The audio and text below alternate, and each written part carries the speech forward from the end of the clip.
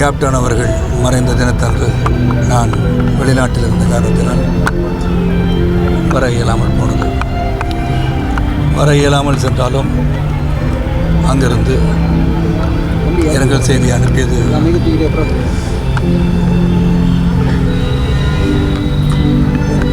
ஒரு வேதனை அளித்த ஒரு நாளாகத்தான் நான் கருதுகிறேன், ஒரு கருப்பு நாளாகத்தான் நான் கருதுகிறேன்.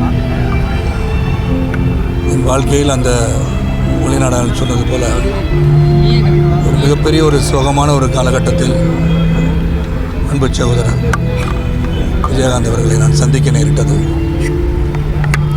அந்த சந்திப்பு இன்றளவில் என்னால் மறக்க முடியாத ஒரு சந்திப்பு.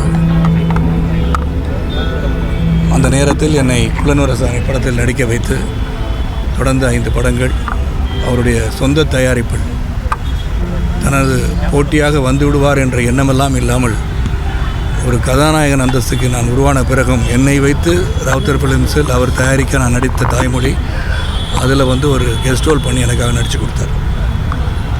நான் பார்த்த பல மனிதர்களில் விஜயகாந்த் ஒரு சிறந்த மனிதராகத்தான் கருதுகின்றேன். அவர் உடல்நலம் இல்லாத சூழலில் அவரை சந்திக்க முடியாமல் 2 ஆண்டுகள் என்னால் அவரை பார்க்க முடியாத காரணம் உடல்நலம் குன்றி வீட்டிலே இருப்பதால் யாரும் அதிகமாக சென்று பார்க்க முடியாத சூழல் உண்மையிலே வருத்தம் அளித்தாலும் அவர் உடல்நலம் குணமடைந்து மீண்டும் சிறப்பாக தன் வாழ்க்கை பயணத்தில் அரசியல் பயணத்தில் வலம் வருவார் என்று நினைத்த எனக்கு இது மிகப்பெரிய வேதனை. எனக்கு மட்டுமல்ல, தமிழக மக்களுக்கும் இது மிகப்பெரிய வேதனையாகத்தான் இருக்கும். அவருடைய குணாதிசயங்கள், அவருடைய பண்புகள், அதை நாம் பின்பற்றுவோமாக என்று தான் என்னால் சொல்ல முடியும்.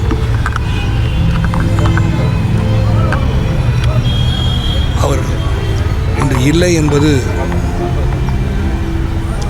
அது ஒரு பெரிய வேதனையாகத்தான் இருக்கிறது. என்னை பொறுத்தவரை பல கட்டத்தில் அவருடன் நான் நடிகர் சங்கத்தில் பயணித்த காலகட்டங்கள், நடித்த காலகட்டங்கள், அவருடன் உணவருந்திய காலகட்டங்கள் நினச்சி பார்க்கும்போது அவர் இல்லைன்ற போது ஏற்கனவே 5 ஆண்டுகள் உடல்நலம் இல்லாமல் இருக்கும்போதே வருத்தமாக இருந்தது.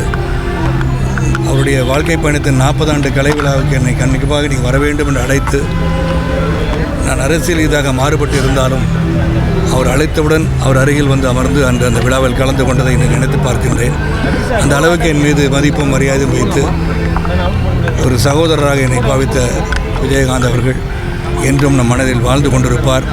அவருடைய சிறந்த பண்புகளை, குணாதிசயங்களை நாம் பின்பற்றுவோமாக என்று கேட்டுக்கொள்கின்றேன். அதாவது நான் என் சகோதரர் இழந்ததை ஒரு வேதனையாக கருதுகின்றனால நான் வேறு எதையும் நான் இங்கே பேச விரும்பலை. யார் வராங்க யார் போகிறாங்க அதை பற்றி இல்லை. என்னை பொறுத்தவரை இன்று அவர் இல்லை, அந்த வேதனையில் நாம் வாழ்ந்து கொண்டிருக்கின்றோம். அதை மறப்பதற்கு பல நாட்கள் ஆகலாம், பல ஆண்டுகள் ஆகலாம். அந்த வேதனையோடு நான் இங்கிருந்து செல்கின்றேன். நன்றி, வணக்கம்.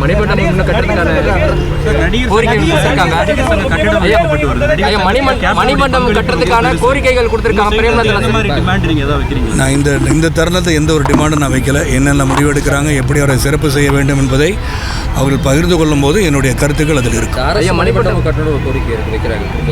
அவங்க குடும்பத்தாரை நான் போய் சந்திக்க இருக்கிறேன். இப்போ திருமதி பிரேமநாத் அவர்களை வீட்டில் சந்தித்து மகன்களை நேரில் சந்திக்க இருக்கின்றேன். சந்திக்கும் போது அவர்களுடைய எண்ணங்கள் என்னவென்று தெரிந்து கொண்டு அவருக்கு உறுதுணையாக இருந்து அவருடைய பெயரும் புகழும் சிறப்பாக இருப்பதற்கான முயற்சிகள் நானும் பங்கு. முக்கிய அடையாளம் கொடுத்ததே கேப்டன் விஜயகாந்த் அவர்கள் தான். அவரோட மரணத்தப்போ முக்கியமான நிர்வாகிகள் யாருமே வரலங்கிறது அது எப்படி சார் பார்க்குறீங்க? நான் மீண்டும் அதே தான் பதில். என்னுடைய வடிவேலுக்கு நீங்கள் கேட்ட பதில் தான் இப்போதும். வராதவர்களை பற்றி இன்று பேசுகின்ற தருணம் அல்ல. ஒரு நல்ல மனிதர் இருந்திருக்கிறார். அந்த நல்ல மனிதரின் ஆசி அவர்களுக்கும் கிடைக்கட்டும்.